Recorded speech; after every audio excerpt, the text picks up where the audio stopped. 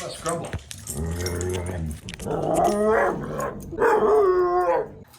In this video, we're going to go over how you can teach your dog to be calm at the door. Now, this is a two-part series. This is part one. This is really the stuff that we're going to do inside the house. This is for you to do to desensitize your dog and make your dog feel comfortable and relaxed when you're actually going through the process of opening the door. Now, it's important to understand that if you have a high-energy dog, I have California here that's going to be helping me out. California is a Border Collie Lab Dalmatian Pointer mix. She has all kinds of energy.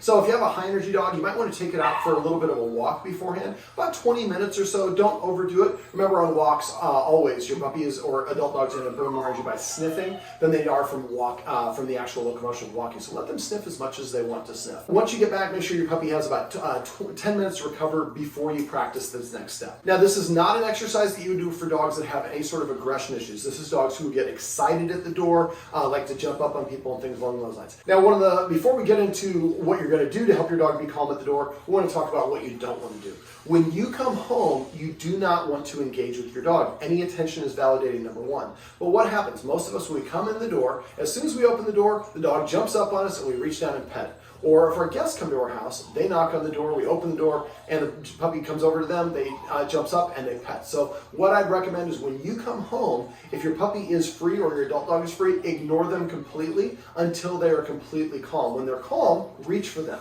As soon as you reach for them, they're going to start wiggling, get excited.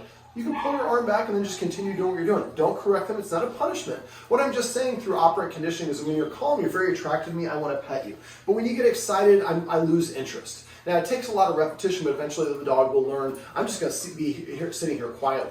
Now, if your puppy is a little bit, doesn't know quite what to do, you could tell it to sit and then reach to pet it, but if it starts to get up, I would stop petting it at that point.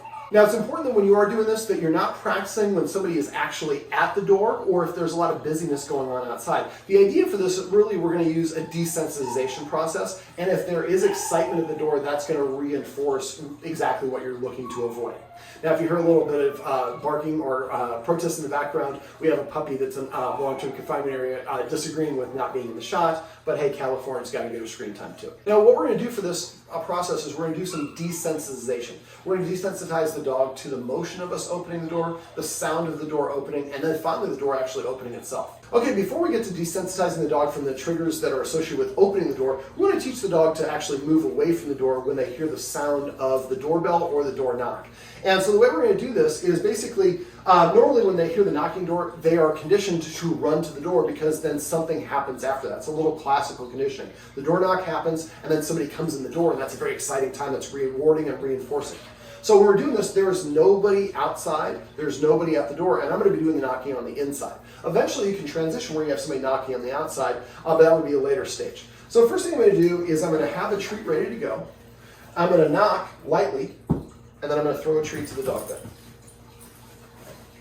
And now I'm going to knock a little bit harder, and then throw a treat to the dog bed. Make sure you have plenty of treats when you're doing this. And eventually you get to the point where you throw the treat to the dog bed.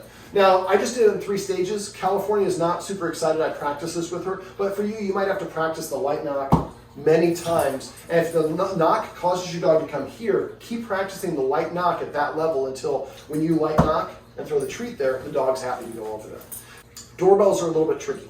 The doorbell chime box is often located right here. A lot of times, where you find out where your chime box is. If ringing the doorbell is too intense, a little tip might be to take a pillow and muffle that. That way you can help decrease the intensity. Another little tip is to use your phone. Record the ding, go to the chime box, hold it, and record the ding dong of the chime box. Now you can trigger that without being at the door itself, and you trigger it manually whenever you want. You also have the ability to turn the volume up and down. And keep on doing that. Eventually you get to the point where you're playing it at full blast, and eventually ding dong will make the dog go to the dog bed. The knock will make the dog go to the dog bed if you practice this enough. Now I'm going to reach for the handle. Now you saw California look to the door, that's fine. But if the dog's energy level starts to get up or she go high or she gets up and sit, I'm going to stop. Most of you for puppies, you're going to reach this far and puppy's going to get up. So what we want to do is we want to beat him to the punch. So what I'd like you to do when you first start off is you reach this much and pull your arm back. And then we give our puppy a treat. Then I reach a little bit further, pull my arm back, and give the puppy a treat. Notice I'm not reaching for the treat until after I pull my arm back. And then I reach, I can touch all the way, and I pull my arm back, and I give the puppy a treat. So what we're doing is we're rewarding the puppy for sitting there. The puppy doesn't quite know this yet, but that's okay. We're conditioning the puppy. So this step might take several practice sessions. That's okay. Keep practicing at each stage of this till your puppy gives you the response consistently. We usually like to say 5 times in a row before you go to the next stage. So the next stage is going to be the sound of the door now. Now, so I'm going to reach, and the dog stays in a sit. I pull my arm back, and I give her a treat. Now, I don't have them here, but if you had a deadbolt, you might reach and click the deadbolt, and then pull back, and then give the dog a treat. Now, if this full sound of triggering the deadbolt all the way is too much, I might just jiggle it just a tiny bit. Now, I have the little door handle lock here. I go. So I want to make the sound at first very light, and then I'm going to gradually raise it higher and higher until finally, and the dog is staying in a sit because I'm getting treats for just sitting here. I don't have to do anything else. So that's the second stage, is just simply reaching and jiggling until the dog will stay there for 5 times in a row. The last stage is we're actually going to open the door, and this is a pretty difficult stage, and this actually stage has 2 parts if you have a screen door. So the first stage is I'm going to open it, and then I'm going to close it, then I'm going to give the puppy the treat. But when you open the door, that usually means excitement's on the other side. So this is one step that you might have to practice a lot. So first I open it just a little bit, and I close it and give the dog a treat. Eventually I'm going to open it a little bit more and give the dog a treat. So the last stage is, again, you're going to get to the point where you can open it this far and close it, and then reach and give the dog a treat, but don't reach like I did. I reached too quickly. So eventually you get to the point where you open it all the way, and then I might give the dog a treat here if she stays calm.